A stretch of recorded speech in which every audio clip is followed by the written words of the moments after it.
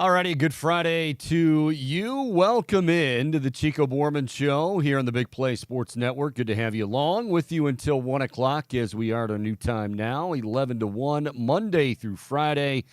You can find us and stream us live on Twitter at Chico Show CLE. You can also do so by checking us out on YouTube. If you are not a subscriber already, please do so. Hit that subscriber button, and you will be all set to go. We are all set to go on this Friday, or as Bohm likes to say it, Bohm. It's that time, Chico. Friday! Good news for you, Bohm. You don't have to wake up super early and go to work tomorrow morning. So there will be no bright and early tomorrow, Chico. There will be no bright and early tomorrow. Yes, indeed. All right, a lot to get to here over the next couple of hours. The baseball season resumes. For the Guardians, that means a very, very tough lineup, maybe the best lineup in baseball in the Texas Rangers. Aaron Savali will get the nod tonight. So they have, a series in Texas, followed by a series in Pittsburgh before returning home. Of course, Guardians at 500 and a half-game lead on Minnesota. So we are all waiting not only to see how this team plays in the second half, and again, you feel optimistic considering that has always been a strength of Terry Francona's teams, but what is this roster going to look like here in a couple of weeks? Is Shane Bieber still going to be here? Some of these middle infielders, are some of them going to be packaged finally? Because we've been hearing about it for a while, and, who's going to stay, who's going to go, all that sort of thing. What ads might they try to bring aboard? Certainly a bat would be nice, depending on, again, is that coming in the Shane Bieber package? Is it just a smaller dealing, something like that? Do you try to add to the bullpen a little bit?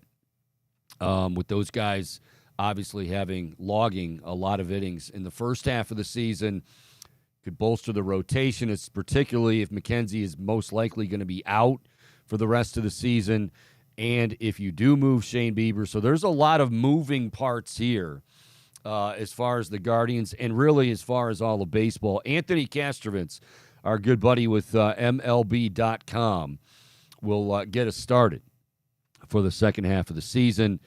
I know somebody's going to say, no, technically it's not the second half of the season because they've already played 90 games and season's 162. I know. But it's just easier to say second half. Bohm, do you have a problem? Are you all right with second half if we say second half?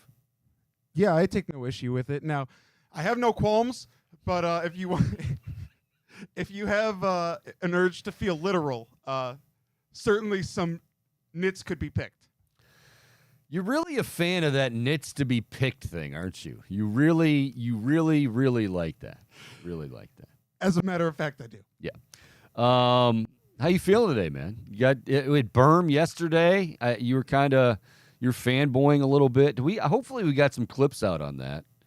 He had some good stuff on Ohio State recruiting. Yeah, and I was still I found myself reflecting on it this morning actually reflecting. Wow. Yeah. Sounds like a very in-depth, like you're sitting on a park bench with Robin Williams or Matt Damon. You're reflecting. Just thinking about what makes Berm so special, because I think no.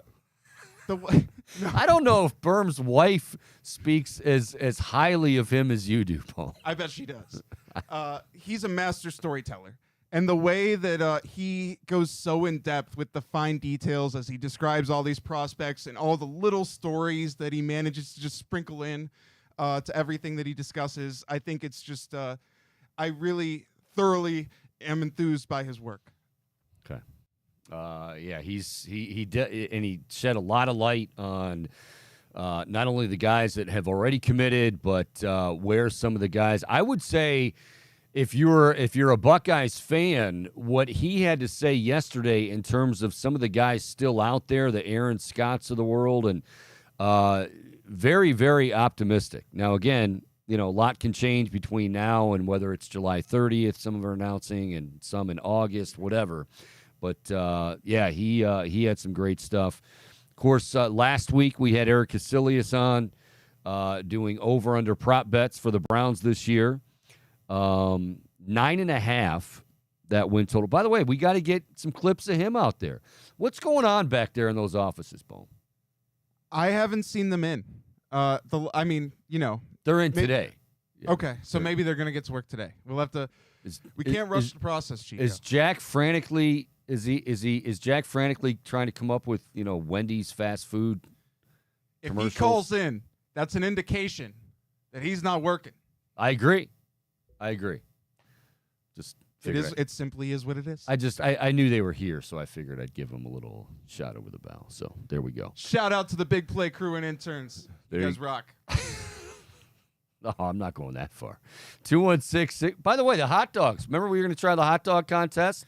I'm still dying to try that, Chico. I had hot dogs this week, but I wanted to savor it. It was a good Hebrew national, and I just didn't want to scarf it down. Hebrew national. Yeah. Hebrew national for a good Hebrew national. Do you ever eat? I'm curious. Do you ever eat because if you have hot dogs at home, usually. I guess it all depends on how old you are and all that stuff. But I didn't mind when I was in college or even right out of college. I'd buy the cheapest pack of it was a hot dog, right? Now I'm very particular about the hot dog I get. If it's a hot dog, it might be a hot sausage, might be a bratwurst. Yeah, we toast Bill Brasky. That's a wicked accent you got there, Chico. Thank you. No, but I am very picky about my my dogs as well. Yeah. Okay. I don't like them too thick, but yeah. Okay. I digress. All right. No, that's good, Bo. That's good information. Sure. Good information. Do with this info what you will. Yes.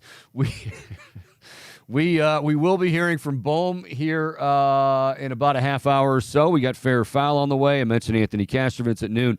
One of the things I didn't talk about yesterday, and I'm not going to – I don't want to belabor the point by any means, but at the same time, I feel like it does need to be discussed.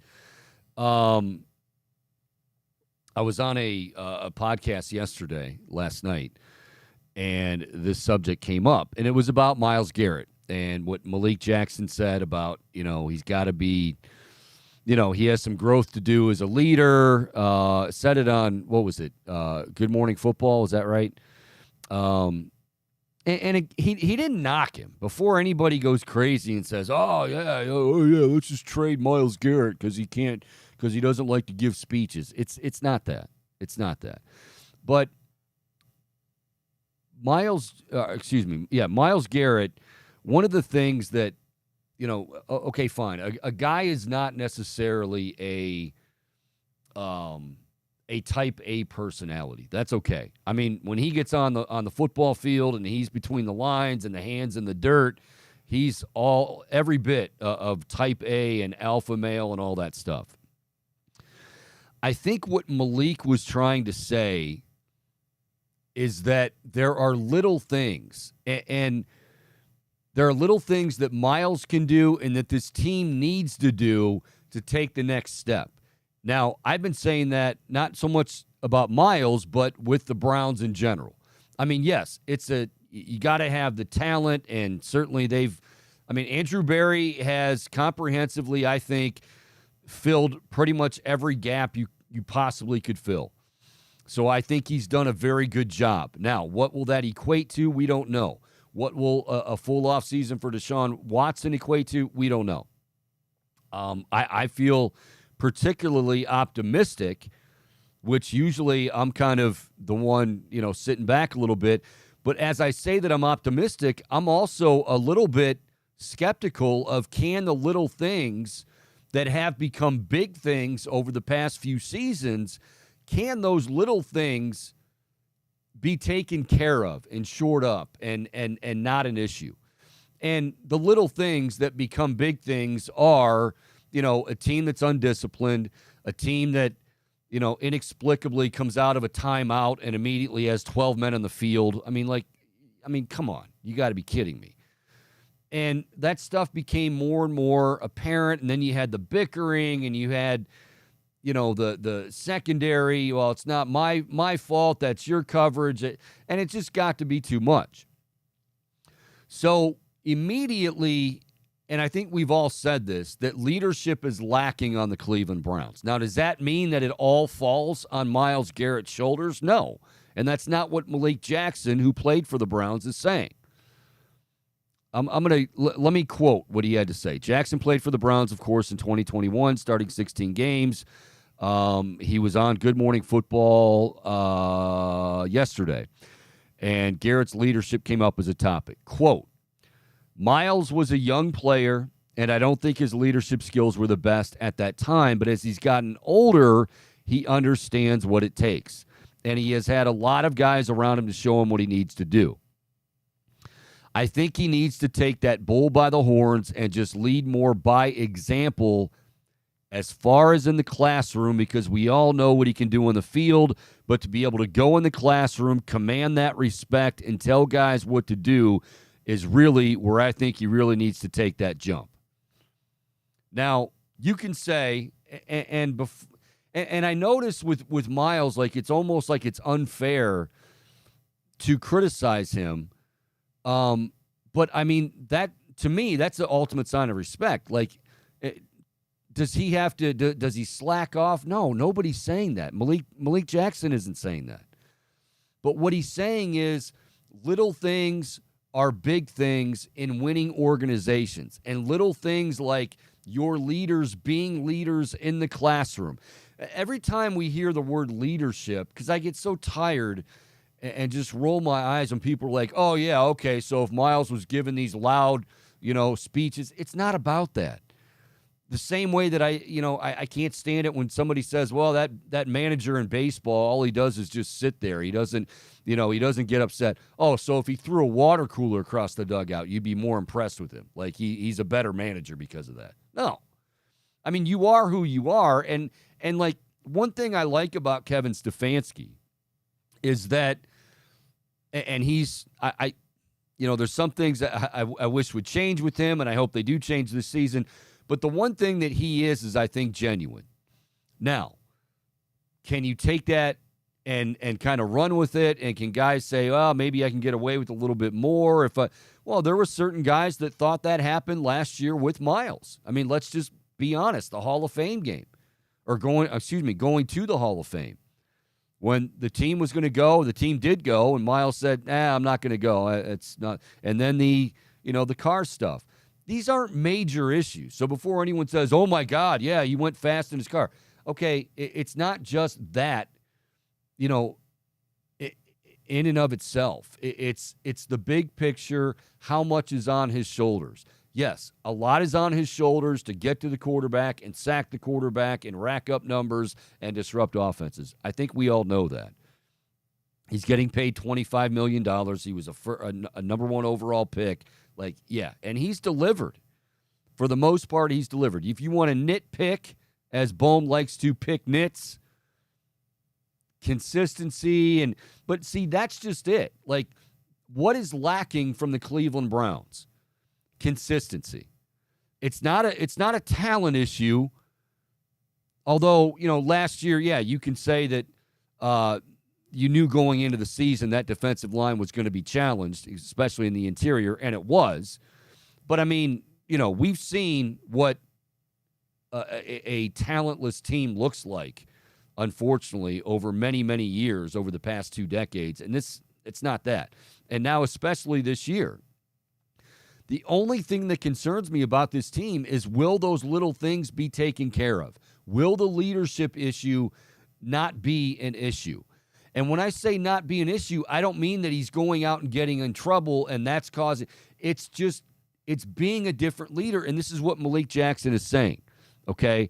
That's what he means when he says – so because I realize if I say this, understandably so, somebody's like, Chico, what the hell do you know? You've never been in an NFL locker room. You never put on an NFL uniform. You're right.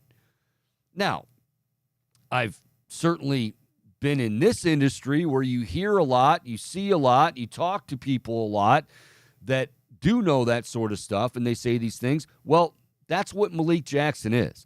And I want to be clear. I don't think, and Bohm, you tell me if I'm wrong, I don't think that Malik Jackson meant any ill will at all. I think he was basically saying this guy is off the charts talented, but now it's about doing certain things now in the classroom, like commanding that room. You don't have to be, he's not asking for the rah-rah Jarvis Landry speech. He's just saying, like, hey, this is what you got to do, and just taking control of the board instead of just kind of, hanging out. Yeah, I sense no hatred out of Malik in what he expressed, because there's nothing wrong with a little bit of constructive criticism, right? I mean, nobody's perfect. There's always room for improvement in some regard. And certainly Miles, I feel like probably knows this as well. But I'm curious as to how he might react to it.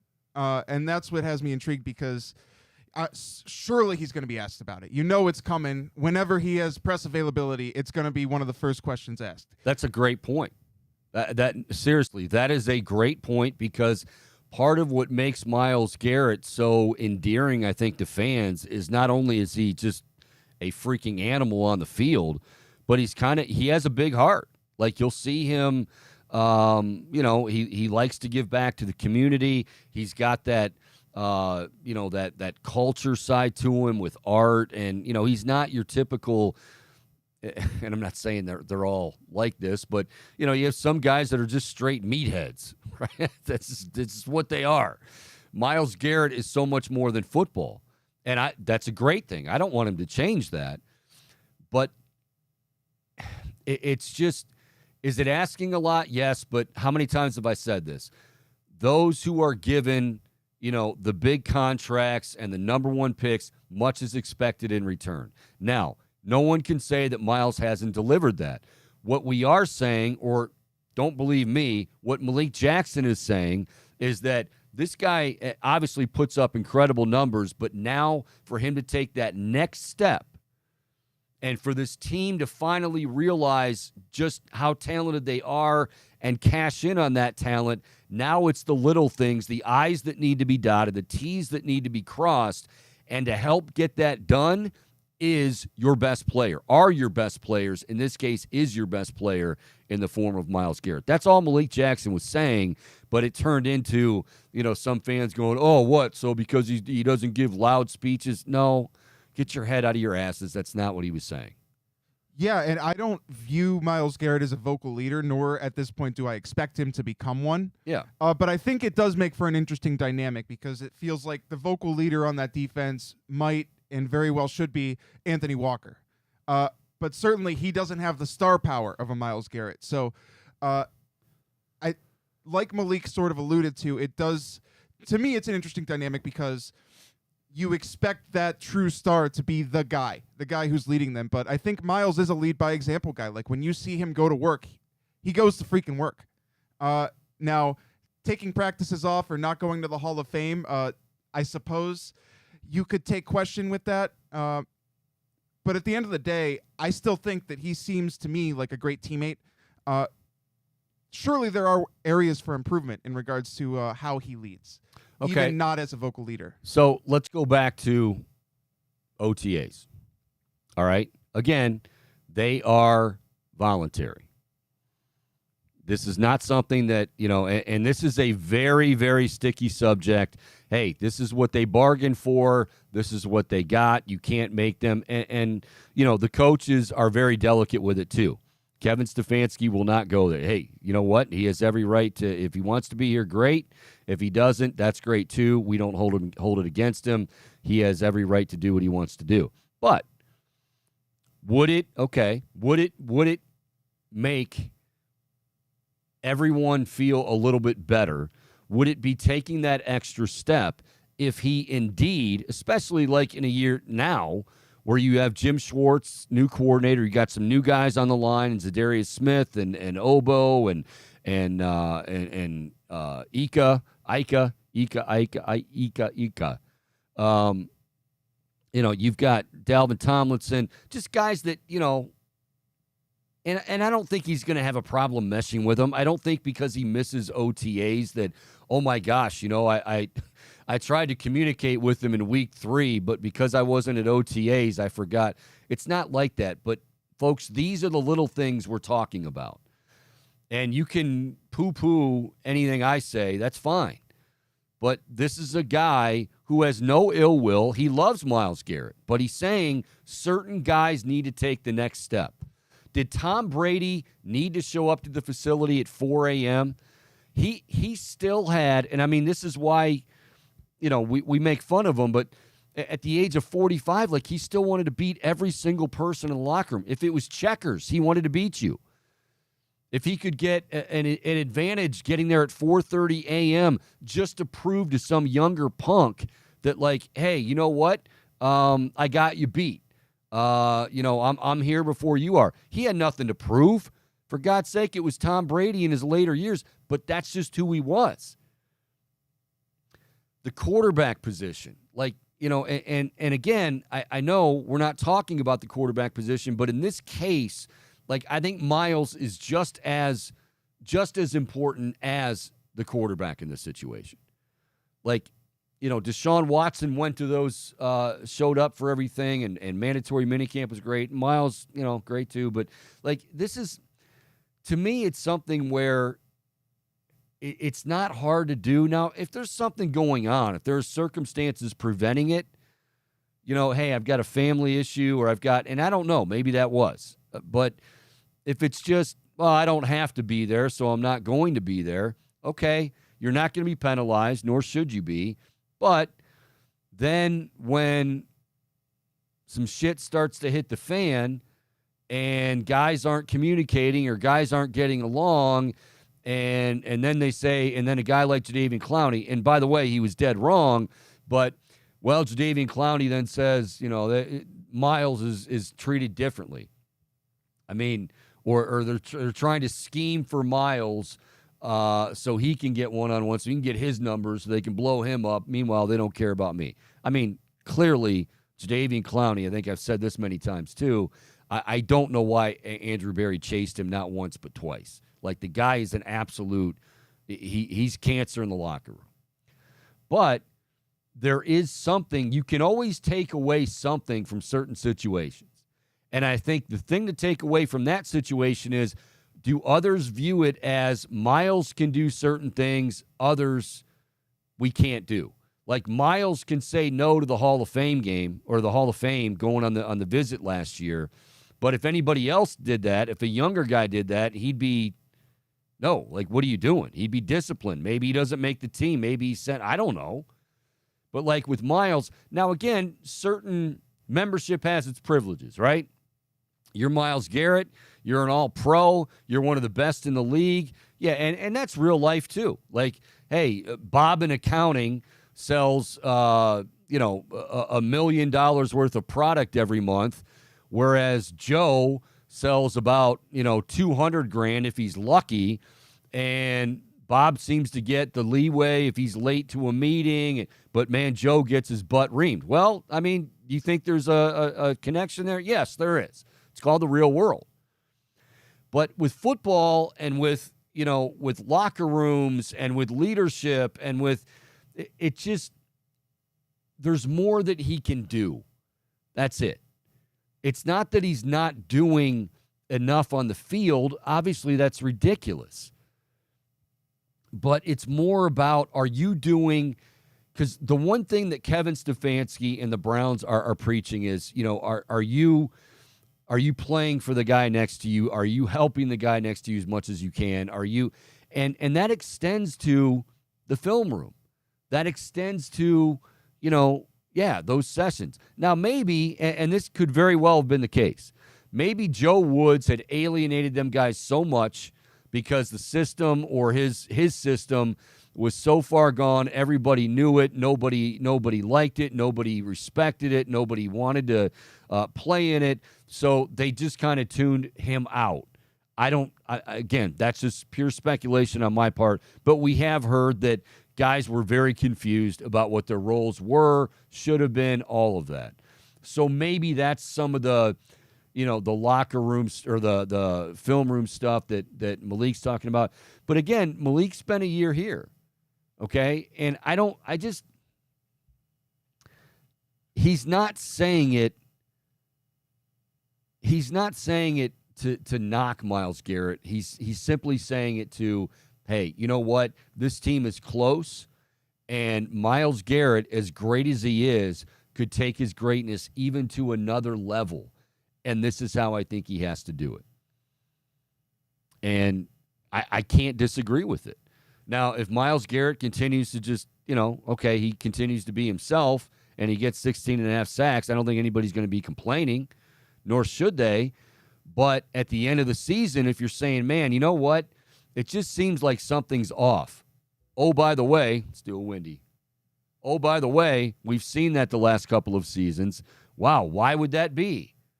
Why have there been so many comments about, the team just, they don't seem to get along, or they don't seem to communicate, or there seems to be a lack of leadership? Why is that?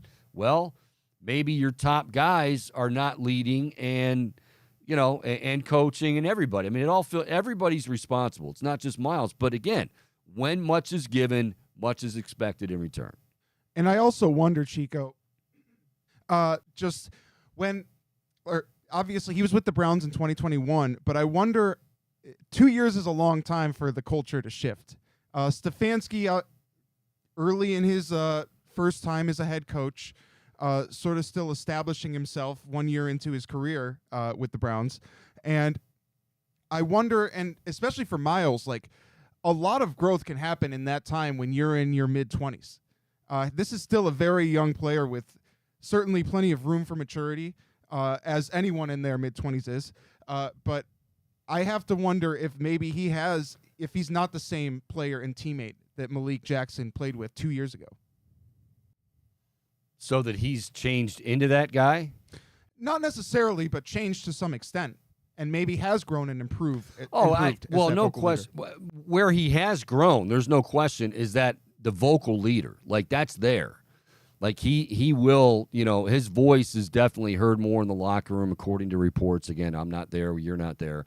But what Malik is referring to, and I think he was pretty, I mean, let me repeat the quote again. And yes, it's slow as we sit here and wait for training camp to begin. But he says, I think he needs to take the bull by the horns and just lead more by example as far as in the classroom, because we all know what he can do on the field. He made a point to say, but to be able to go in the classroom, command that respect, and tell guys what to do is really where I think he really needs to take that jump. He didn't say in general, just in the facility. You heard him say in the classroom.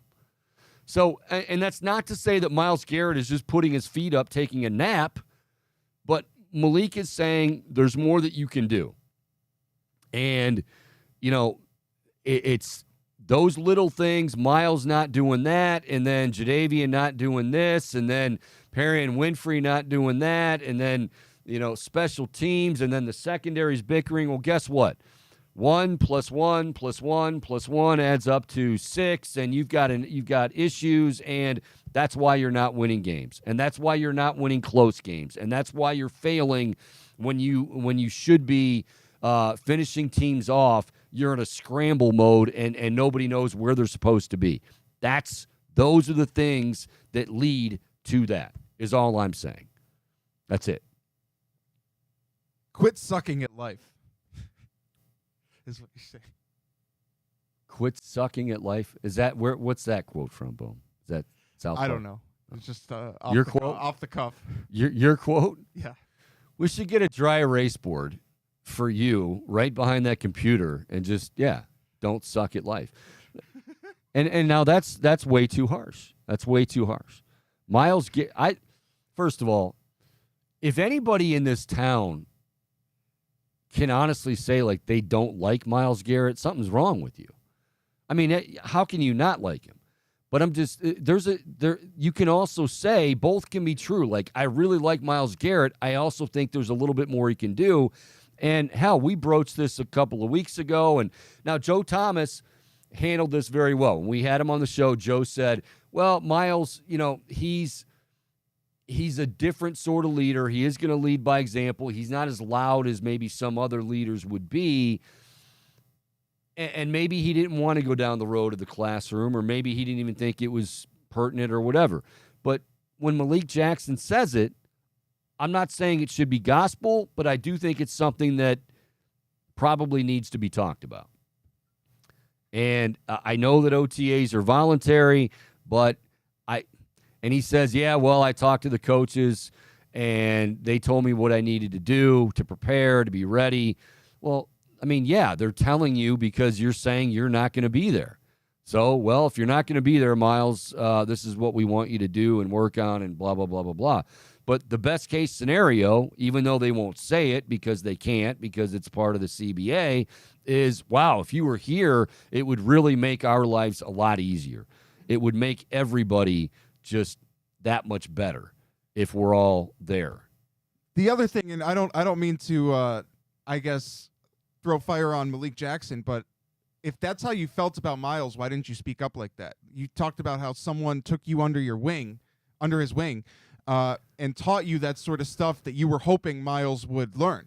So maybe you could have mentioned it. When did he say he took somebody? I don't understand. Someone took him under his wing, and that's where he talked about how he was mentored by some of the players that he played with. Oh, well, I mean, okay, he plays in 2021, starting 16 games. I don't know has he been there long enough? I don't know, but if that's a critique that you want to lay on Miles, dude, you were his teammate. Why not maybe tell him and not the whole world before him? Well, I mean, it's also 3 years later. I mean, sure. This is in real time going on, and he probably, I mean, he's just getting the lay of the land. He had never played with Miles. He's just, whatever. And again, he didn't say it in a oh my gosh, this guy's just awful as a teammate, but he's saying, I saw it in the classroom. Quite frankly, that's the job of other guys, probably. Somebody that has been there a little bit longer. If Malik Jackson comes in 2021 like he did, and yes, played all 16 games, I mean, maybe, could he say something? Yes, I'm not going to totally dismiss that, Bohm. But for a guy that's his only year with the team, and all he's saying on Good Morning America, Good Morning Football. Now, if he said it on Good Morning America, then that's putting him on blast. Yeah, if that's, hey, I want to be on Good Morning America. Oh, what do you have for you? Talking about concussions or life as a football? No, I want to call out Myles Garrett for his classroom work. That would be putting him on blast. But anyway, I digress. Just something I wanted to touch on. We didn't really have a whole lot of time to get to it yesterday. That's okay. Just little things. And you'll hear me repeat this over and over and over again through training camp and through the season. Little things that become big things. And if the little things get taken care of, this is a talented enough team.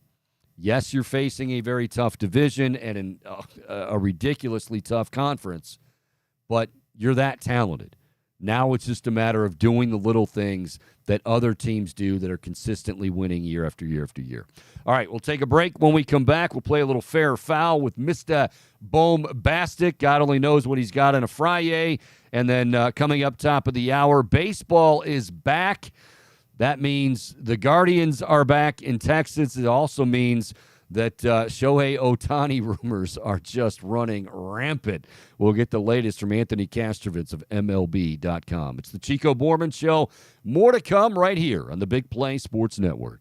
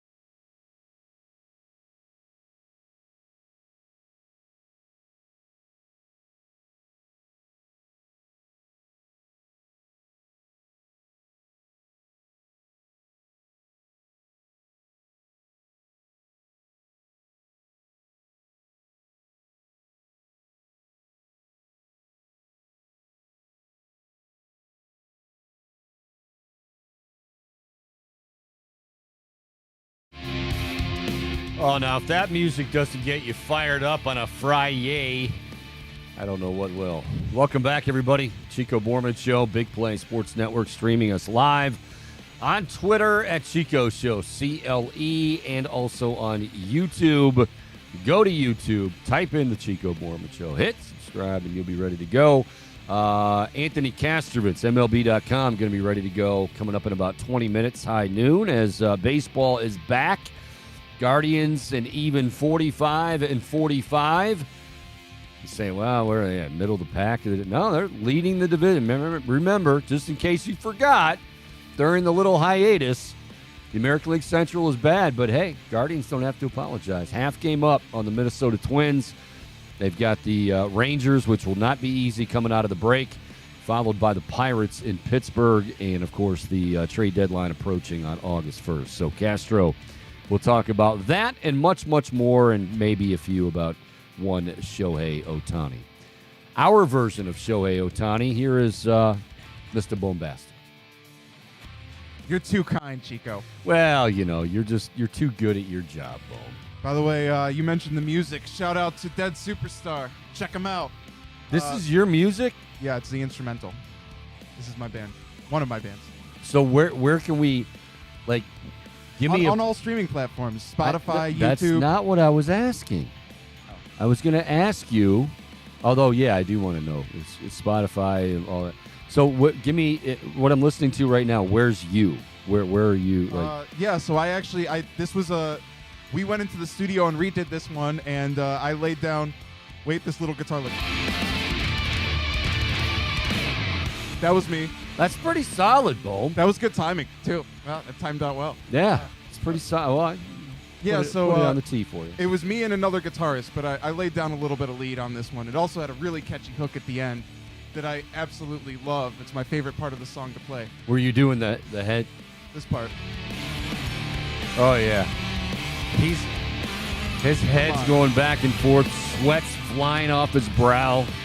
No doubt about it. Yeah. No doubt about it. All right, let's play a little fair foul. What do you got? Let's do it. I want to start off with DK Metcalf because he was on the All Things Covered pod with Taylor Biscotti and Biscotti. At least I caught myself.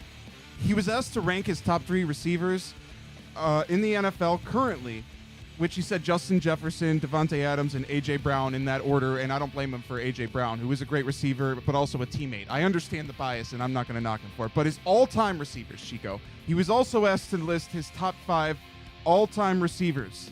And at 5, he had Julio Jones. At 4, Jerry Rice. 3, Terrell Owens. 2, Randy Moss. And 1, Antonio Brown. Fair or foul, Antonio Brown is the greatest receiver of all time. You know, he may have gone down, and when it was all said and done, if he stayed healthy and kept his head out of his rear end, maybe in that conversation. Jerry Rice is at 4? That's ludicrous. I mean, talking about the numbers, and I know you say, well, you don't just go by numbers, but no, in this case, you do go by numbers. Like Jerry Rice has all of them. He's the GOAT. Okay, let me pose to you a follow-up then. Younger generation, here we go. I know. Fair or foul, Randy Moss over Jerry Rice? Someone ranking that. I'd have to go Rice over Moss. But here's what I would say. Randy Moss was the most dangerous football player in his day. Now, with Rice, like he just, Moss... And I know you can say, well, it's not Moss's fault he wasn't on the big stage enough. But at the same time, Jerry Rice was on the big stage enough, and Jerry Rice always shined through, along with his teammates and Joe Montana, and yeah, that helps too.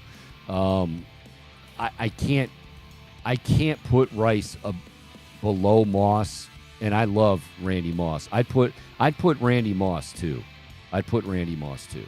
Chico, that was the first player that I fell in love with in football.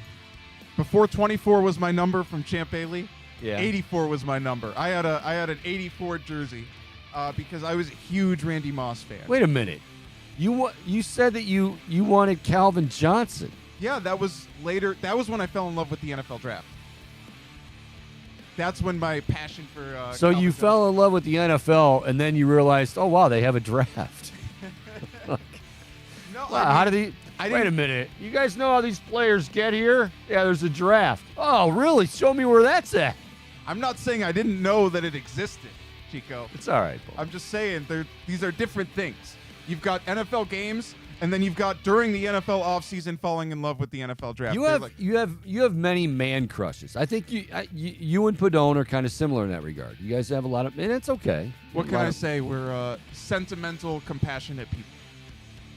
But the other thing That's what I was about to say. yeah, surely. But the other thing that I wanted to mention with this list, because you brought up Calvin Johnson, I don't know how in the hell you could put Julio over Calvin Johnson. Like, Calvin Johnson, to me, and obviously I'm biased, but he deserves to be in that top 5. How long did Calvin Johnson play? Not as long as Jerry Rice. How long did Longer Calvin than Johnson, Jim Brown. How long did Calvin Johnson play compared to Julio Jones? So long, you're going to take longevity over, like... Well, but I mean, Julio Jones wasn't exactly a slouch when he played. But So he's playing now, and he's not playing as a top 5 wide receiver of all time right now. okay, I mean, don't you think there's something to Calvin Johnson doing it for a little bit longer period of time? And again, it's not his fault, but this is going to be one of those, well, hey, it wasn't Randy Moss's fault that he wasn't on the big stage as much as Jerry Rice was, but you can say the same thing about Calvin Johnson. I realize it was the Lions, but I mean, he was incredible. I mean, the guy was 6'5". Megatron. I know his nickname, Boom. I know. Megatron. Megatron. No, but it's just a testament to how freakish he was. And I'll never forget that catch that he made at Georgia Tech when he had to dive out to the side and pull it in with one hand. Like, incredible. We got to clean up in the studio, please. Clean up in the studio. Big play. Thank you. Chico, he did it long enough to make it into the Hall of Fame. To me, that's enough. Because what he did in that time... Well, it's one thing to say he belongs in the Hall of Fame, and he does. It's another to just say, like, oh, well, Julio Jones doesn't even care.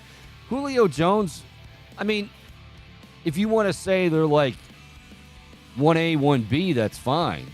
But to act like Calvin Johnson just reigned supreme over... Julio Jones was pretty damn good in his day, Boom. I don't know if you heard of the dude or followed him, but he was pretty damn good.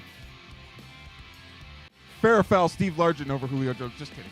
Okay, let's move forward. I like Steve Largent. Yeah. I kind of liked that Seahawks team back then with Steve Largent, Kurt Warner, the other Kurt Warner. Jim Zorn was the quarterback. Oh, my God. That's crazy. Yeah. Well, moving on now, because I saw an interesting report courtesy of Sam Amick. Obviously, Chris Paul headed to Golden State to team up with Steph and Clay. This report from Mr. Amick suggests that Chris Paul wants to be in that starting lineup alongside Steph and Clay. It sounds like some of the indications from his introductory press conference where he was pushing back a little bit when asked about coming off the bench. So fair or foul, the Golden State Warriors can make it work with Chris Paul and Steph Curry in the starting lineup.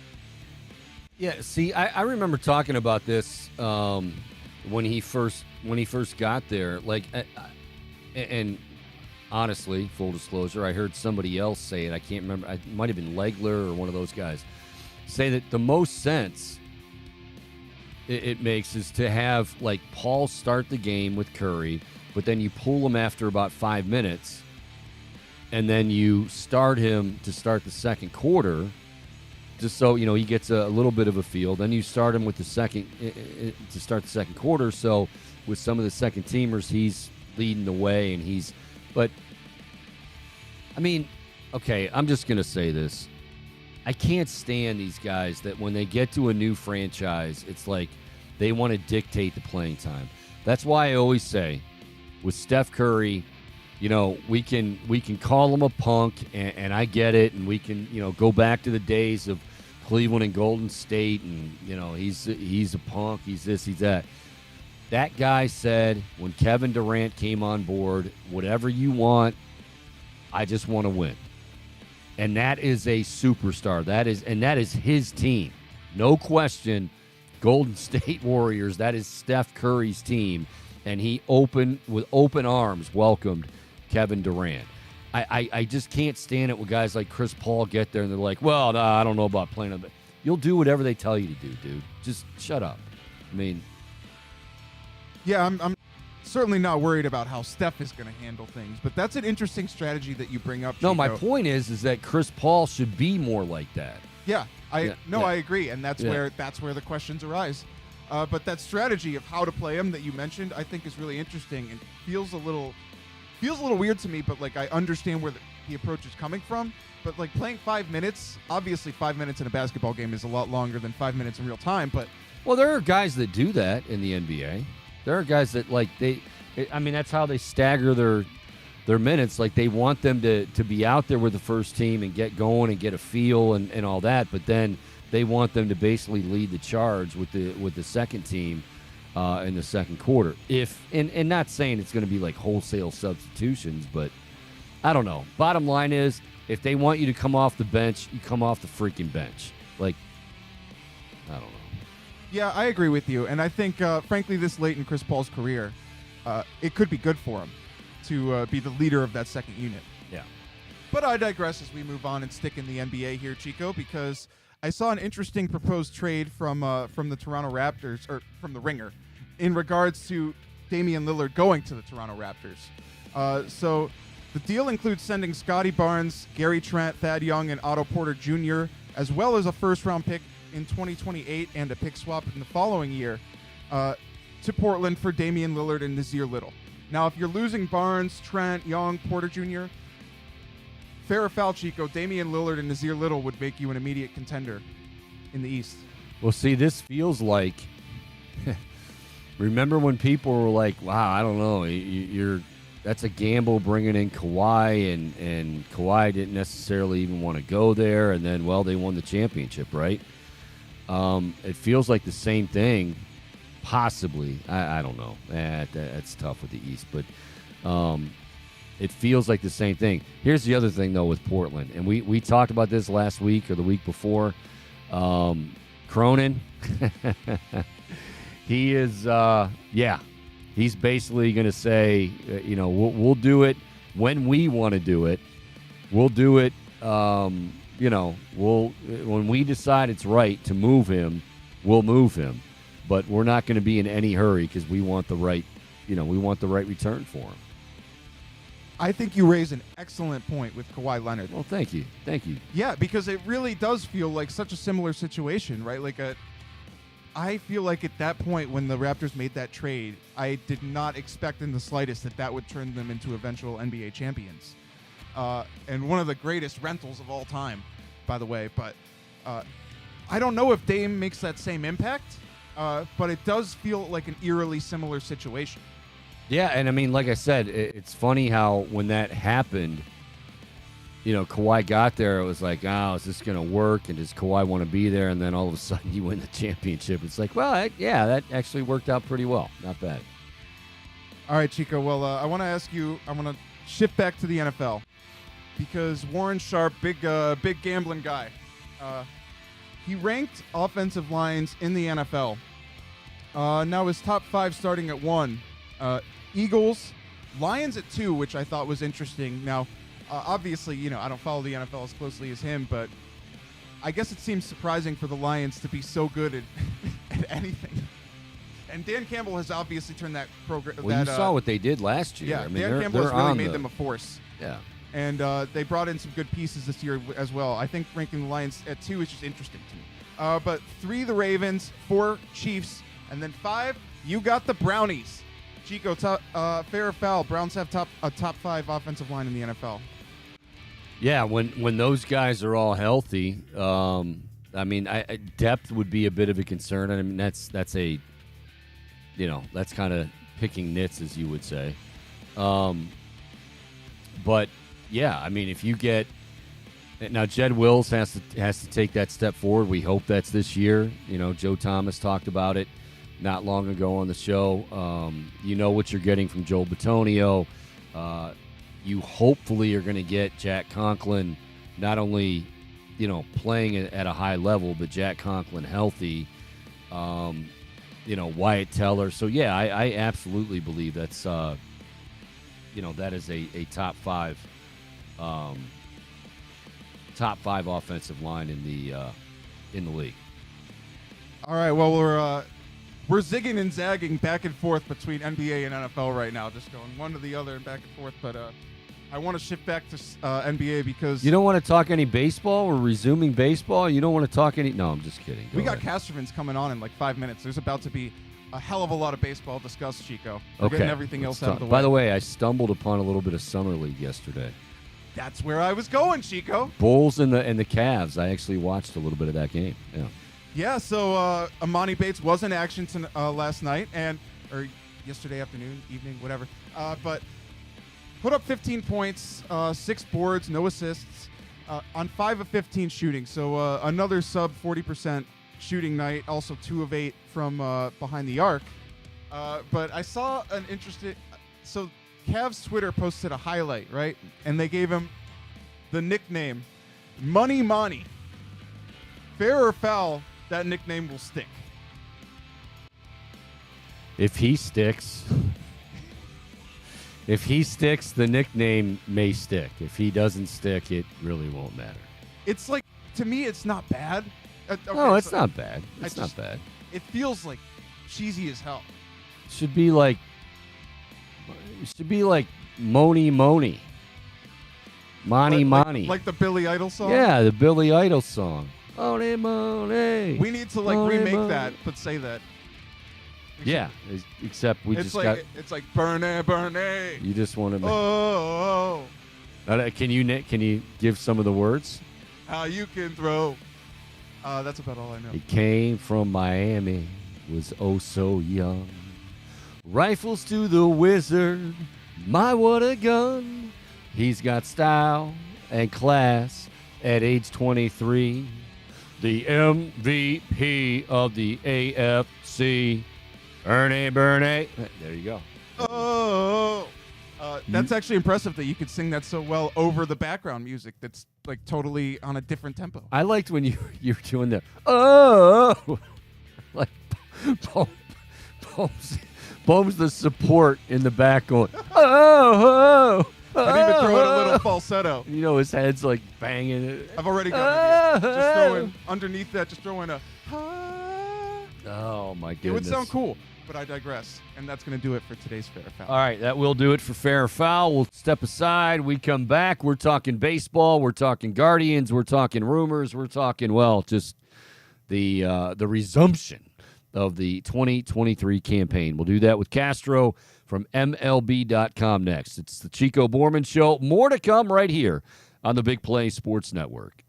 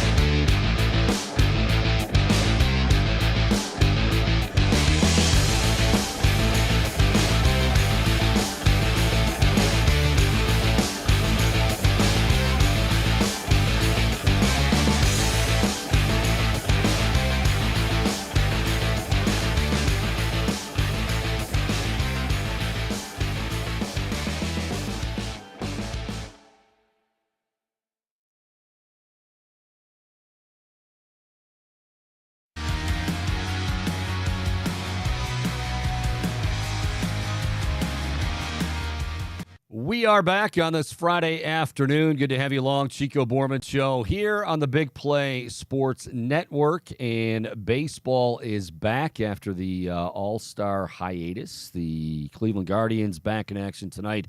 Tough lineup they're going to deal with in the Texas Rangers right out of the gate. 45-45 are the Guardians. Half game up on Minnesota in that really, really tough AL Central Division. Joining us now to talk about it, he is Anthony Castrovitz. You know him, MLB.com, MLB Network.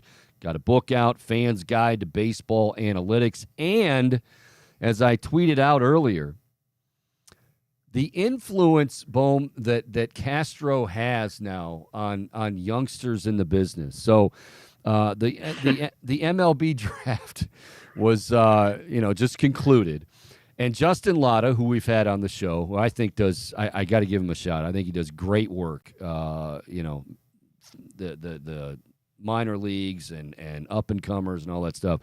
So the Guardians draft a guy by the name of Case Matter, who's a closer out of Washington, and he replies. He says, "When he comes into the game, do you consider the game or Case or Matter to be closed?"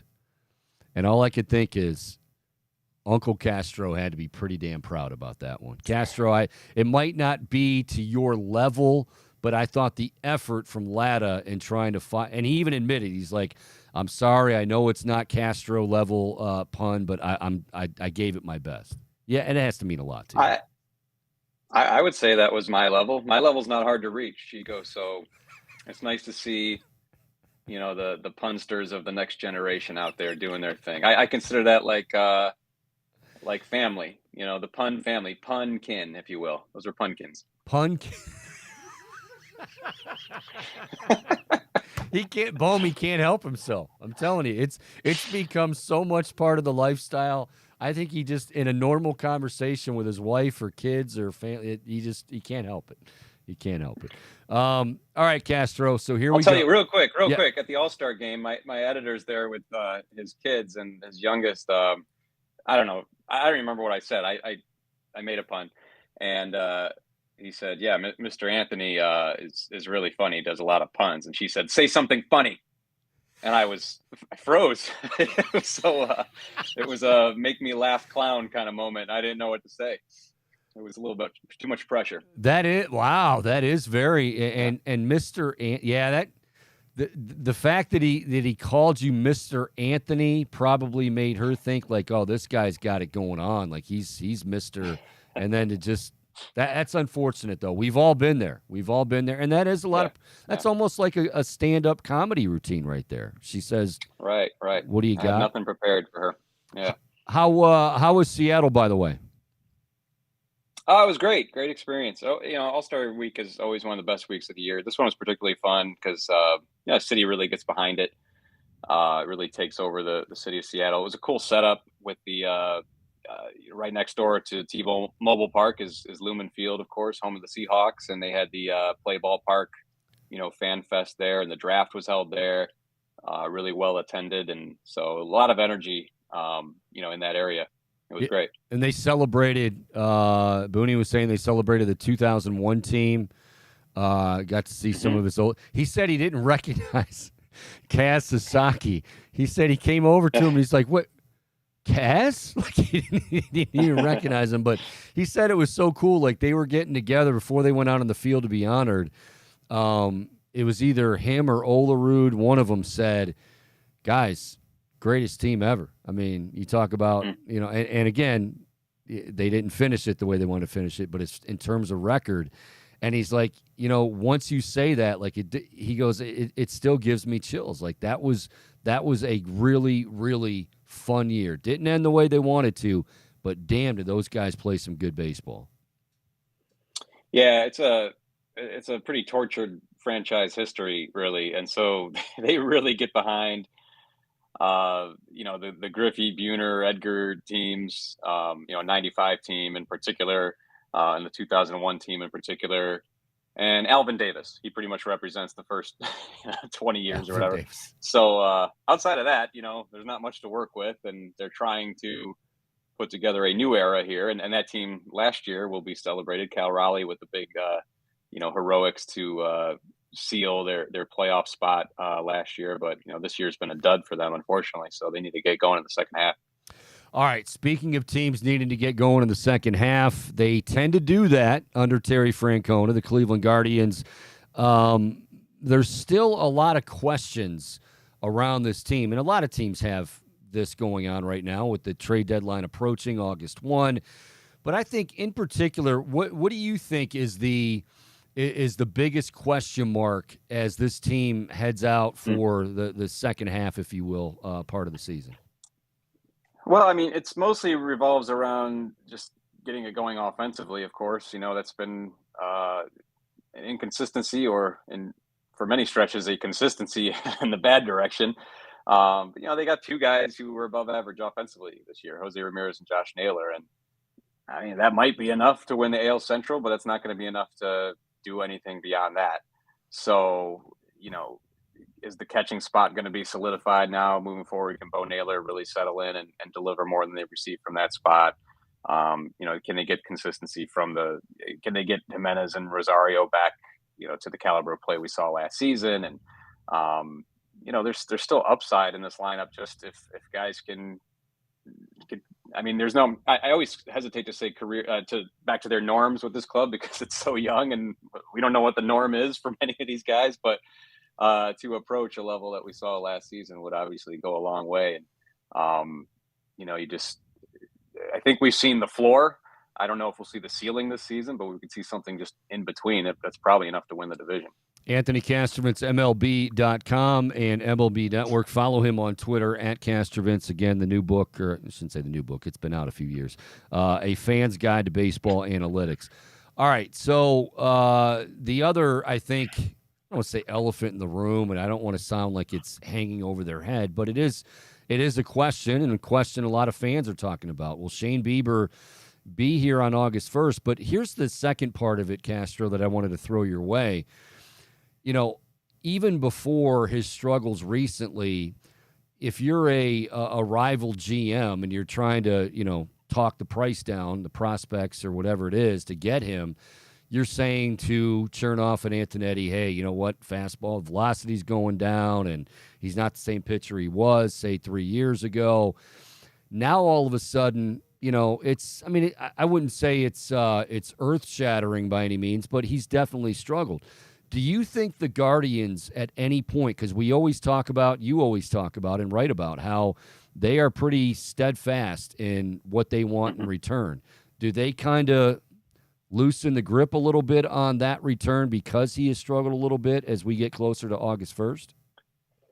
Yeah, that doesn't make sense to me. That's why I find it hard to see the value equation working out. And maybe it does because we know their history and we know that whatever his trade value is, it's greater now than it'll be a few months from now. We know that.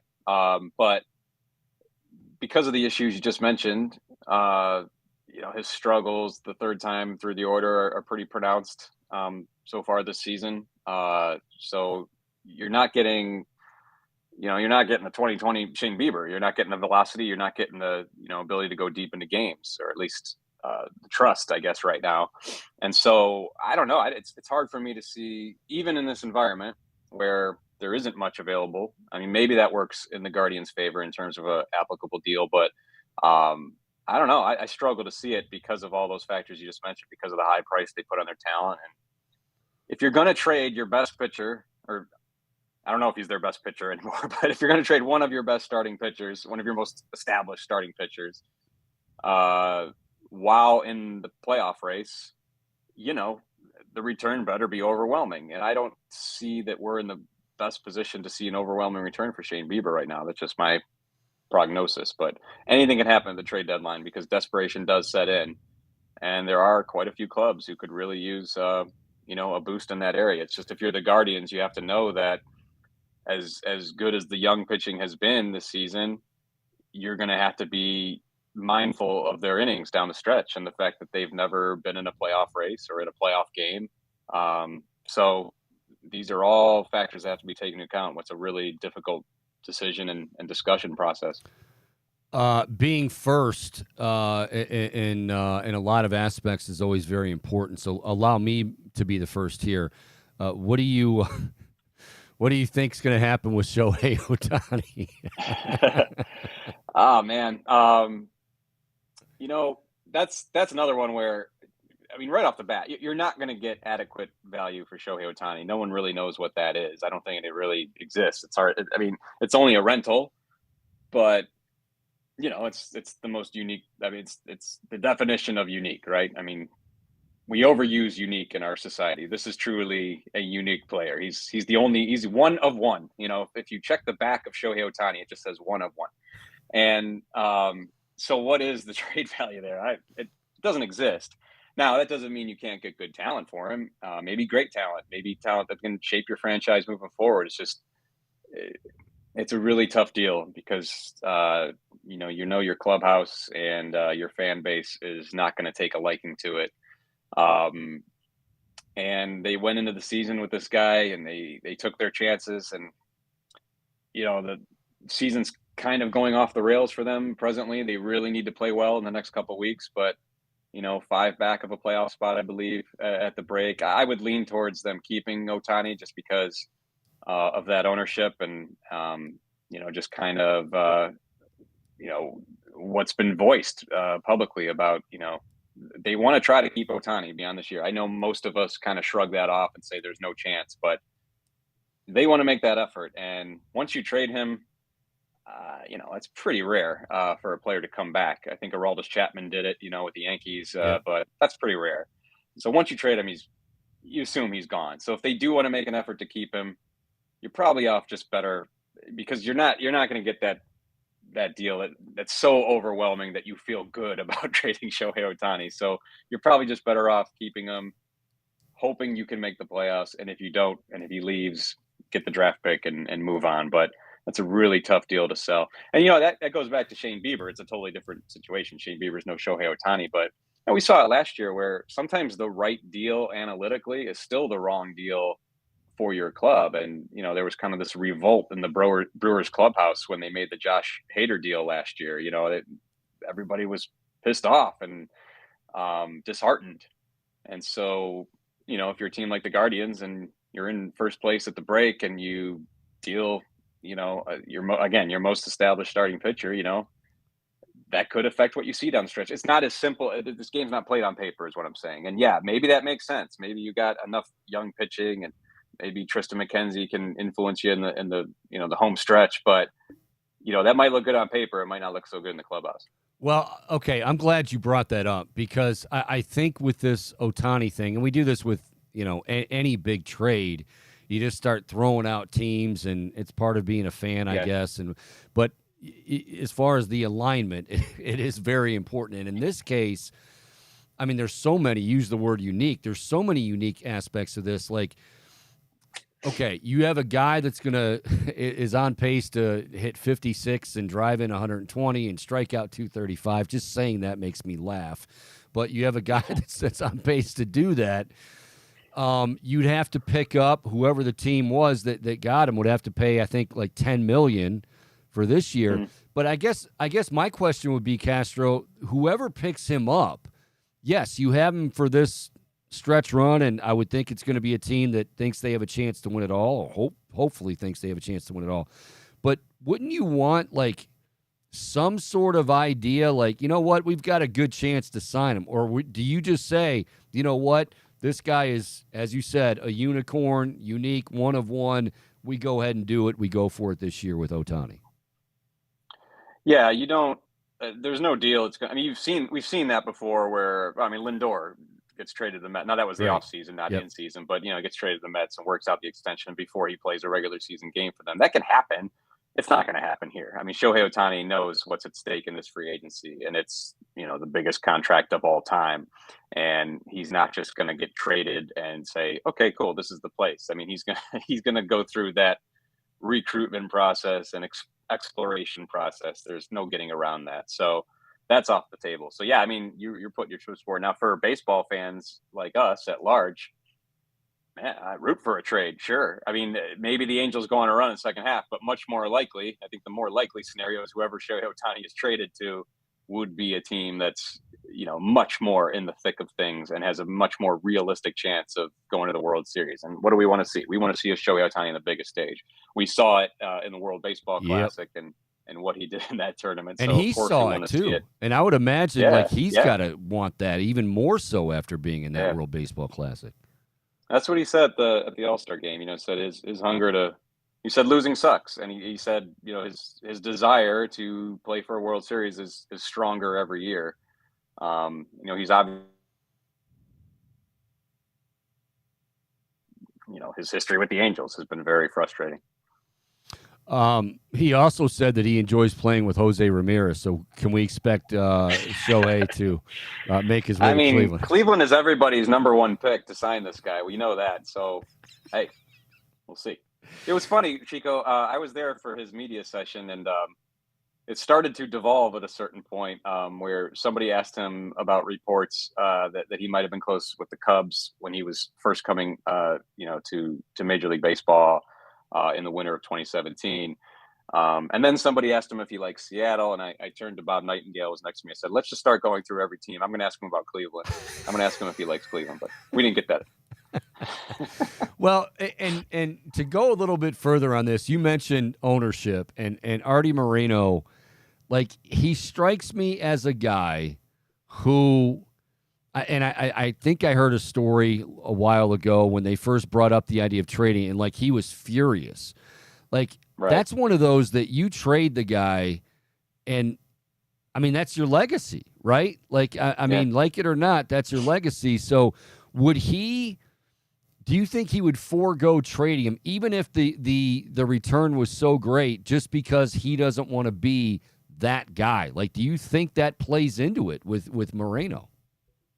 Bingo. Yeah, I think that's very possible. And I'm not saying that's 100% by any means, because a deal is a deal. And if the deal's overwhelming and it makes too much sense for the Angels, sure, it could happen. But I do think when we're talking about players of this caliber, again, he's his own thing, but just generally speaking, there are front office decisions and there are ownership decisions. Anything involving Shohei Ohtani, wherever he's playing in the next few months, and then beyond that, in 2024 and beyond, those are ownership level decisions. That's just the way it is. Juan Soto was an ownership level decision last year with the change in owner. There was a looming change of ownership with the Nationals. So there's certain aspects that just go beyond the general manager, assistant general manager, et cetera, and they are on the owner's desk. And Shohei Ohtani would certainly qualify. Castro, has he given any indication? Like, I mean, even accidentally slipped to a buddy of his that, boy, I'd love to play in blank. Like, it seems like he's kept this very, very close to the vest. If he has any thinking about it now. Yeah, I mean, that's another thing he said at the All-Star game. When he was asked about the Chicago report, he said a lot of the stuff you read is just lies, and don't believe everything you read. That wasn't a knock on Chicago specifically, but more on the general just way things are reported. So yeah, he has kept it close to the vest. He did allow that, he did he went to Driveline the last two off seasons, and that's in the Seattle area. And he did allow that Seattle is a beautiful city and he enjoyed living there in the off season. So of course Mariners fans are latching onto that. They are too. Yeah. So, but at the end of the day, I don't know. It's probably going to, it'll probably be the most money either way, but he is different.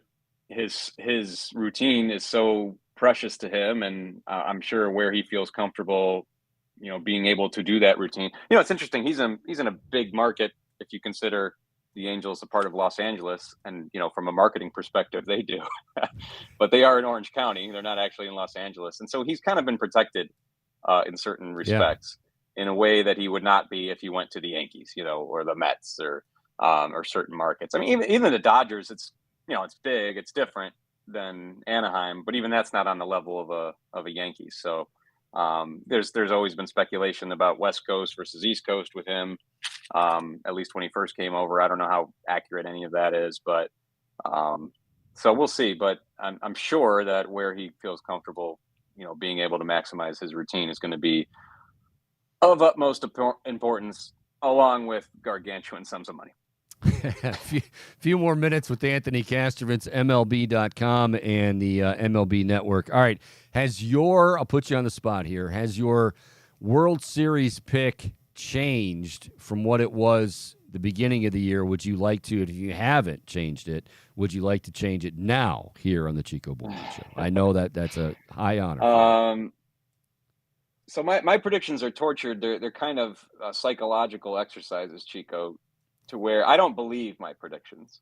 And on some level, I'm trying to jinx my own predictions by predicting them. I like that. So my prediction at the beginning of the year was Yankees, Dodgers. The thought being, I live in Cleveland. Why would I want to see the Yankees in the World Series? But I keep picking them because at some point they're going to be in the World Series. It's the Yankees, and it's been, a huge drought for them, and it's bound to end. I don't feel good about it ending. How could I, with the way their season's gone and just how pedestrian they are when Aaron Judge is hurt as he is right now.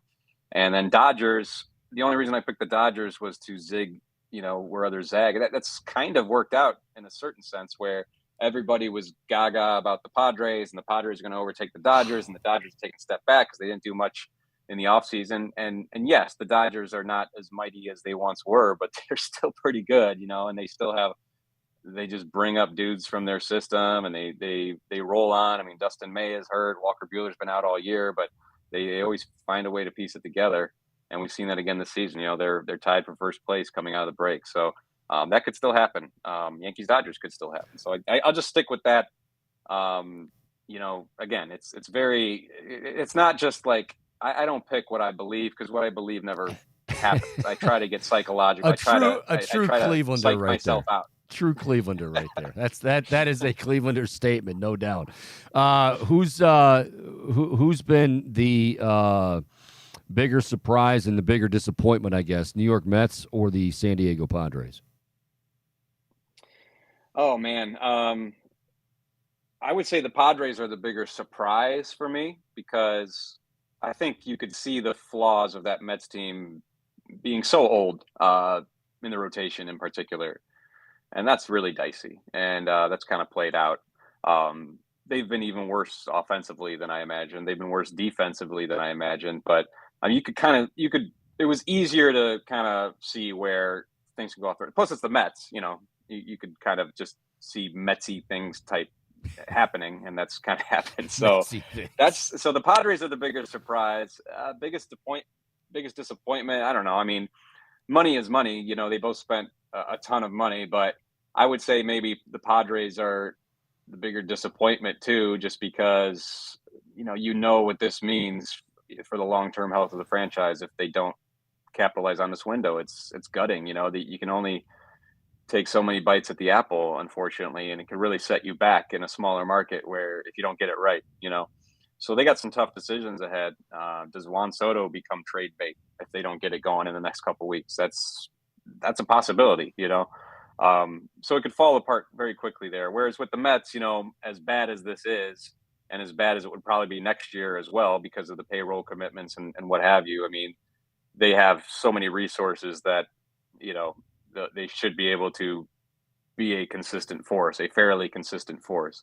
Whereas for the Padres, man, every year is precious right now in this window of opportunity. And, they got to the NLCS last year, but it doesn't look like that's happening this year, barring a second half surge.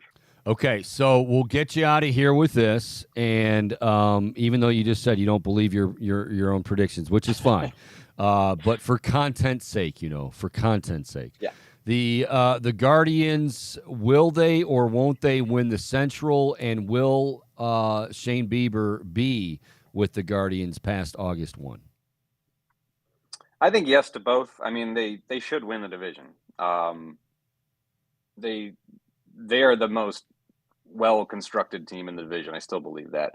The Twins have pitched their butts off. They've been fantastic in that area, and maybe that continues, and maybe they just turn it up offensively. But I still think the Guardians are probably the better team, top to bottom, and it's just a matter of that coming to fruition. And at points this season it has. They've had a lot. It's been a maddening season.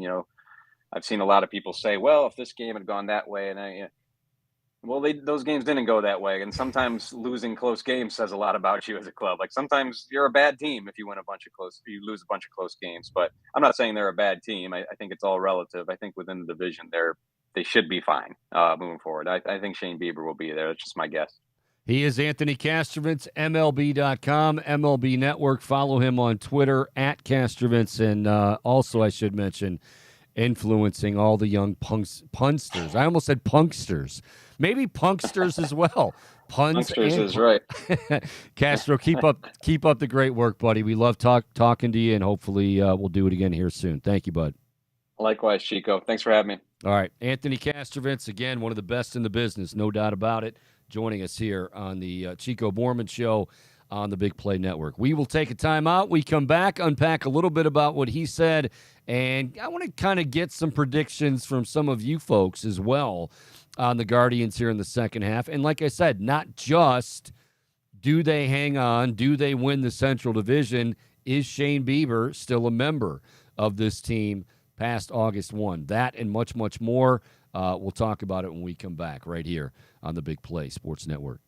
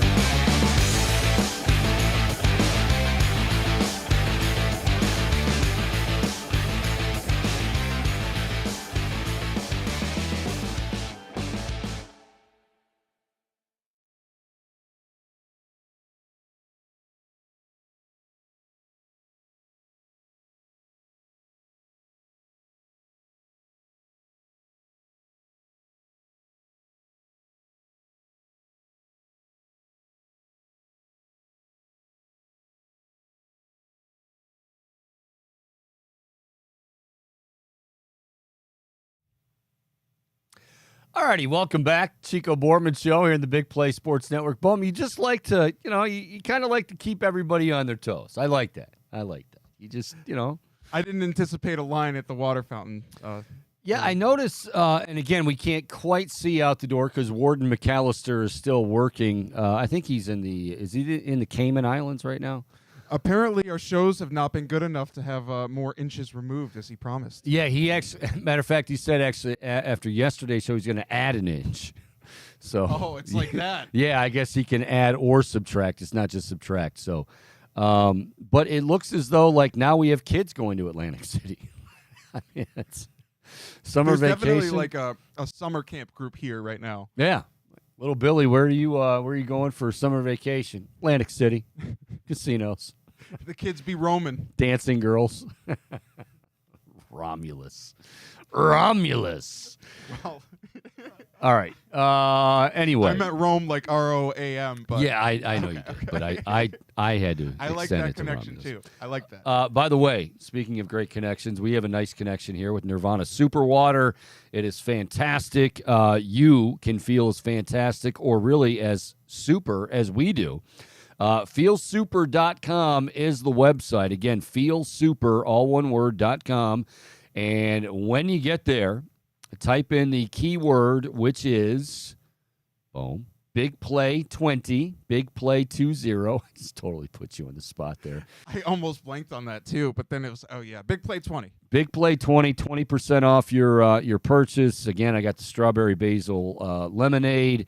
Yesterday had the orange peach. They got the seltzer now, an orange pineapple, which is very tasty. Vitamins and electrolytes and HMB, which is nobody else has it on the market. I mean, this is the stuff. Again, Nirvana Super Water. Feelsuper.com. Go there. Feelsuper.com. Keyword Big Play 20, 20% off your order. And Chico, I cracked open the seltzer this morning. What and, time did you crack that open? It was mid-show. Okay. Yeah, I'm going to recommend you crack it open at like 8 a.m. And see, that's what I just wanted to mention, because the thing I like about the seltzer is not only does it have the vitamin B complex to help with energy, but it also has 100 milligrams of caffeine. So you get that little added boost. And I like to pick me up in the mornings. It's nice. I'm enjoying my seltzer. Now this is pineapple orange. There's also strawberry cream and the melon flavors that I also think are delicious. There's a strawberry cream There is. seltzer. You should go in the office and try one after the show. It's wow. tasty stuff, Chico. Boom, you sound like Kramer when he was given free lattes, cafe lattes for life, and he started drinking way too much. But if you could do that at like 8 or 9 a.m., I think it'd be really worth your while and our while. Lord knows I need it to be up bright and early. Yeah, it is. It is very early for you, no doubt.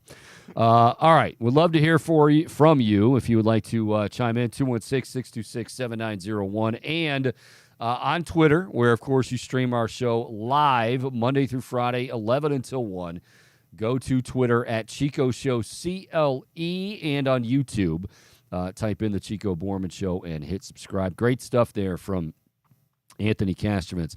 I got to say, big trades are always, and I'm not just speaking, in terms of Cleveland, big trades around a deadline in baseball are always, wow, who's going to get moved, and it's going to be this big name, that big name. But much like Shohei Ohtani is one of one, the unicorn, unique, whatever you like, how do you, I mean, trying to figure out a trade partner.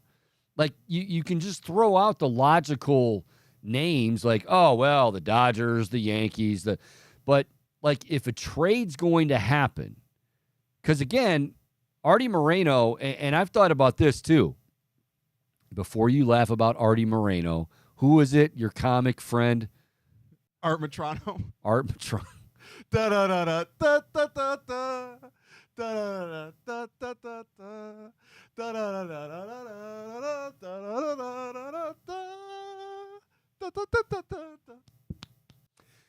Anyway, Angels owner Artie Moreno, obviously, I mean, this is a legacy type trade. Like, you trade, it's like when Harry Frazee, I think was the guy's name, that traded away the Babe to New York. It's kind of similar to that. And I don't think Artie Moreno wants to be that guy. Now, again, can you get to a point where if you do get that great haul, you realize, hey, you know what? What we're getting back is going to help this franchise win. Because that's the thing with like Moreno. Like he spent all this money on these guys, and they're popular players, and they're great players. Mike Trout, who's now out 4 to 8 weeks, Shohei Ohtani, and he's brought in the likes of Albert Pujols, but it never Anthony Rendon. It never comes to anything. So I just, does he ultimately? I know he wants to win. Any owner wants to win, but like, how badly does he want to win? And if the right haul came back, and that, I mean, we say that, but it is not as easy as we make it sound. Like, I first of all, if we're talking about a unique guy and one of the most unique players, I mean, how do you even start with the trade package? How do we even know what the Angels would be looking for? Like, are they looking for, I mean, if it's Tampa Bay, right? Let's say, because Tampa Bay is like, I heard Buster Olney earlier today say that would be his surprise team. That Tampa Bay, they don't have a lot of money, but they do have, they've been ravaged with injuries in the rotation. They do have prospects. They always have prospects. And he could really, maybe they wouldn't be able to pay him long term, but maybe they'd make that deal. But what does that deal look like? Are we talking one of the stud pitchers, Shane McClanahan? I wouldn't think so, because you only have him for half a season. And you're paying $10 million for that half season, because his contract is $30 million. It's just, there are a lot of parts to this that have to match up for Shohei Ohtani to be dealt. And then it's, it's not just, hey, who wants him? Who wants to pay him the big money? It's, okay, who can pay him the big money or be willing, here you go, or be willing to lose him after the season and pay not only the $10 million that he's due, but also with huge prospects. I mean, there's a lot to take in with this. And I thought Anthony Castrovince offered some great insight on this earlier today, when he talked about how, I mean, look, obviously a player like Ohtani, who he called one of one, on paper, theoretically, he should command a king's ransom unlike we've ever seen, an unprecedented haul. But it seems like the Angels are going to have to be underpaid based off of what's out there on the trade market. We're not seeing a lot of action right now. What do you mean underpaid? You mean in Like, terms of the haul? Yeah. Okay. Yeah. They're not going to get what they should from him. Now, granted, this is only a half-season rental, but even so, this is a one-of-one player in Major League Baseball. And I do think, because I was looking at it as just a one-year rental thing, but I do think you're right about how if one of those big market teams could potentially pull something off, you're going to get some leeway, a bit of a head start in terms of attempting to ink him to that long-term deal. Well, yes, and I would think, I mean, even though I asked Castro this, will the team that if the team that does acquire him, will that team make certain that they at least have a chance at signing him long term? The team I can't stop thinking about, and I know it's, well, of course, but the Yankees. Like, if they were to get him, Aaron Judge is hurt right now. They're hoping that Aaron Judge, they've been very deliberate with this, which I think they should be, because if he has another setback, he could be done for the year, and then the Yankees are done for the year. But, like, you get Aaron Judge healthy, you have Shohei Ohtani in that lineup. Now you add Shohei Ohtani. They just got Carlos Rodon back in the rotation to go along with Garrett Cole. You'd have Garrett Cole, Carlos Rodon, Shohei Ohtani, and then Ohtani doing the all of a sudden the Yankees become a very, very dangerous team. Without him, and certainly now as we're seeing without Judge, the offense, Giancarlo Stanton, it'd be nice if you would earn that $40 million or whatever the hell it is you're getting paid. But I have no idea where he might end up. And I also think, too, that as much as we say, people forget about it, I don't think Artie Moreno wants to be that owner that is, oh, yeah, you're the guy that you're the guy that traded away Ohtani. Harry Freese, oh, yeah, you're the guy that traded away Babe Ruth to the Yankees. But ultimately, you got to do what's best for your club as well. So it'll be interesting to see. All right. 216-626-7901. 216-626-7901. We talked a lot about this earlier in the week, Boom. Apparently, boy, this just goes from bad to worse. And I told you this story is long from over, but I was referring to just the football side. But now Northwestern baseball fired their coach amid allegations of hazing and some of it, sexual in nature. So think of the Northwestern, the athletic department right now. You're in shambles. Yeah, absolutely in shambles. And, Northwestern's kind of, they're an interesting situation here because they are one of the best academic institutions in the country. We've talked about, from a journalism standpoint, one of the best journalism schools in the country, but they are business school. They are top 10. And so they're having all this money poured into Ryan Field to get, upgrades and replenish, refurbished, whatever it is, and make look pretty and all that good stuff and add to the facilities. But now all of a sudden, like your program's kind of on hold. Fitzgerald's gone. They made the defensive line coach the interim. And by the way, before anyone says, wait a minute, because that was my first guess too. I'm like, why the hell would you promote someone within who would have been a part of this? This guy was signed in January, so this was after all this stuff happened.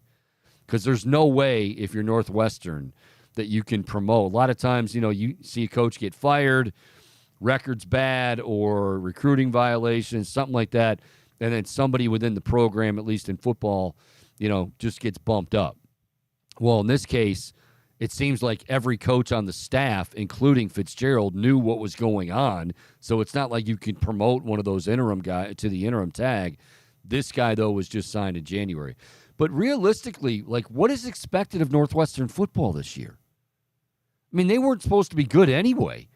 Like, how many guys are hopping in the transfer portal as we speak? Yeah. I don't know how. And the thing is, if you're Northwestern, you say, yeah, we kind of want to, and I've heard this, that they should, some of the trustees and whatnot are saying de-emphasize sports. I get it, but realize that you're in the Big Ten, and with the Big Ten comes a lot of money that isn't just for, lining baseball fields, and it supports a lot of the university. That television contract is gigantic. And that has a lot to do with why teams and programs decide, we want to join, this program or this conference, that conference. But, they're not going to be viable, I would think, anytime in the near future in football. Now, granted, Rutgers is the same way, but, I don't know. I'm very curious to see where this goes. And, they're, like I said, this is a Big Ten school, but you're talking bare bones right now, and we haven't even gotten to the guys that will most likely transfer because they're going to have a bunch of those. You know that. I don't know how it looks. Yeah, that athletic department has to be reeling right now. And I feel for the players. For Northwestern, I think they're going to have to. You're going to have to come out and make a big hire. Someone on the rise, someone who is a relatively household name, but you're going to have to bounce back in a big way if you're Northwestern, because right now that program, the chaos is running rampant, Chico. Well, one of the guys that I mentioned him the other day, Mike Kafka, and I know it's easy to say, well, you're going with the former player, but he is a very up. His star is on the rise in the NFL. That NFL experience is huge. Yeah, with the Giants off, he had a few interviews, head coaching interviews this past off season. So, he is definitely, and he would make a lot of sense. But then at the same time, also worked with Patty Mahomes, which I think is another thing that's in that same field as Sean McVay. He's brushed shoulders with Sean McVay. He's worked with Patrick Mahomes. I think that's a selling point. Yeah, I don't know. I think Patrick Mahomes was already made before Kafka, I'm just saying. He was in that quarterback room. Yeah. No, I know. I got it. I would say with Kafka, though, and again, this is where you run down that slippery slope a little bit. Kafka obviously played there, QB. He played under and learned under Pat Fitzgerald. So, like, do you want to go back to the school? Like, a lot of times you say, oh, man, that's a layup. You know, his dream is to go back and coach at his alma mater. Well, not when his alma mater's absolutely in the toilet right now, and the guy that you would be replacing is a guy that you ultimately respect the hell out of, but is in a lot of trouble right now. Like, it doesn't seem like it would be. And again, you factor in that he's probably, I mean, he's fairly close maybe to landing. They have a good year. The Giants have a good year. He could be landing a head coaching job soon. Just a lot to weigh there. But, I mean, now with the baseball team, and I don't, you do kind of feel for people. I mean, that's, and why? Are some people, like, you just assume people have not necessarily intelligence, but just common sense, right? Like, it's 2023. Pat Fitzgerald, you don't get a degree from Northwestern. You're pretty smart, whatever. But like, in a million years, why would you think you're going to be able, in this day and age of social media, of camera phones, of all this stuff, did you honestly think that you were going to go ahead and get away with this? And the baseball coach as well. Like, well, all right, well, the football team's doing it. Why don't we do it? Like, what is going on? And the things that they described are just dumb. Like, in addition to be humiliating, like, they're just dumb. How is that making your player better? Like, yeah, this is not the 80s anymore. It's not the 50s anymore. Like, times have changed. I don't know. Just doesn't make a whole lot of sense to me. But yeah, it's a really bizarre story, and like some of the specific hazing allegations that we've seen, they're out there, man. Yeah. Boom, you got any predictions for the second half here? Guardians, baseball in general, Shohei. You want to lay it all on the line there, Boom?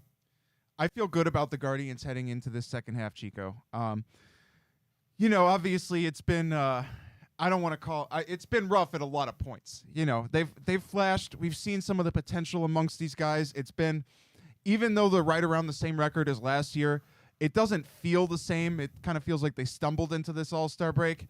But I do anticipate a lot of guys to really get it going. And I don't know how legitimate of a motivational factor it actually is, but J-Ram having a chance to win it in the All-Star game with, bottom of the ninth, 2 outs, 2 men on, 2-2 count, and then he strikes out, and just watching him look at the bat, like, how did I miss that? I expect him to, like I said, I don't know how much it actually matters, but I expect him to come out on a tear based off of this one pointless factor. Boom, I would love to hear in like 3 weeks, because he's one of those guys. He's been hitting well too. Was hitting well going into the All-Star break, and Naylor and Jimenez, but I would love in 3 weeks for an interview to be done with him. Like, Jose, you're on a tear. Like Andre's talking to him. You're on an absolute tear, and what's going on? And he's like, well, I struck out at the All-Star game, and it's propelled me ever since. Chico, that's the biggest spotlight he's been on all season, though. Yeah, but it's a big moment. Look, I'm not saying that it actually matters at the end of the day, but it's a huge moment in the spotlight that kids dream of. Do you think right now he's thinking about it? Maybe. I don't think he might be in the cages thinking about, I need a couple extra pitches after that. I think really what will be the telltale sign for this club in the second half, and it's easy, you roll your eyes and easy to say it, but the pitching. I think they are going to, and they already have come out of that slumber they were in to start the year. They're not going to be a great offensive team, but if they don't have to be. Last year they proved that. They do have to run more. Looking at you, Miles Straw, looking at a few others, you do have to run more, and I hope they do run more. But like the guy going tonight for the Guardians, Aaron Savali, let's be honest. We really didn't think and he's still a guy that could get injured. I mean, he's been on the injured list, I think, 4 or 5 different times.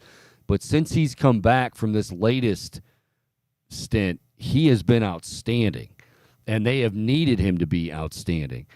If Aaron Savali can suddenly find that consistency and, obviously be durable for the second half, he could end up being huge. Tanner Bybee, now is when it gets dicey because you're going to have to watch some of the young guys and some of the young guys in those innings and whatnot. I'm with Castro. I really think Shane Bieber's going to be here past August 1. I as much as it's an easy conversation to have, like, oh, well, if he's struggling this much, will the Guardians give, will Chernoff and Antonetti say we can, we'll accept this, as opposed to, I don't think they're going to do that. And, if they have to trade him in the offseason, then they trade him in the offseason. But, how many teams are going to be, you're going to have teams that are desperate at the trade deadline. There always are, but how many of those teams are going to match up with what you're looking for? And again, I know that's the boring part of trades that nobody wants to talk about, but if you don't have you have to have a trade partner. You have to have something that lines up. So I think Bieber's going to remain. I'm thinking that they will add, I think they add somebody to the bullpen. Maybe somebody to the rotation. As far as some of the middle infielders, I mean, we've been hearing about it for a while that they're going to be packaged, and I don't know. But I would say the Guardians 45-45 right now. They got a tough series out of the gate, tough series to begin tonight. Aaron Savali against John Gray. But I like him to win the division, and I think Shane Bieber's going to be here till the end of the season. We shall see. All right, so that is going to do it for this Friday edition of the Chico Bormann Show. Anything I can help you with there, Bo? No, I'm chilling, Chico. All right, we're rocking and rolling, baby. I just saw you looking over there. I was gonna chime in about the Shane Bieber stuff, but then I was like, nah. No, you go ahead, Bohm. No, I mean, I agree with you. I don't expect him to get traded, and I think his value is down right now. And I think that if I'm an opposing team, any other team outside of the Guardians organization, I would feel very hesitant to make a move for him because it's just been a lot of inconsistency this year out of Bieber. Now, there are times where he is still his dominant self, but there are other times where a little more shaky. Well, and I think some teams, let me just say this. I think there are some teams that do want him and would absolutely welcome him, but they can't say that. They're going to say the things that they need to say to devalue him so they don't have to give up too much. So they're going to continue to harp on, he's losing a little bit on the velocity and his stuff isn't as crisp and he's not the same guy he was before. So a game of leverage. Yes, Bohm. Yes, Bohm. A game of leverage. Bohm, I hope you have a great weekend. I hope you get a lot of sleep. I know you've been tired lately. Hope you're able to, you don't have to get up bright and early tomorrow morning, so hopefully you'll be able to have some of your Nirvana Super Water, get recharged, and be ready to go.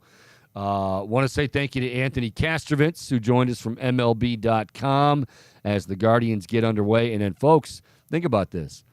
Boom, July 22nd, am I right? July 22nd, Browns are in Greenbrier.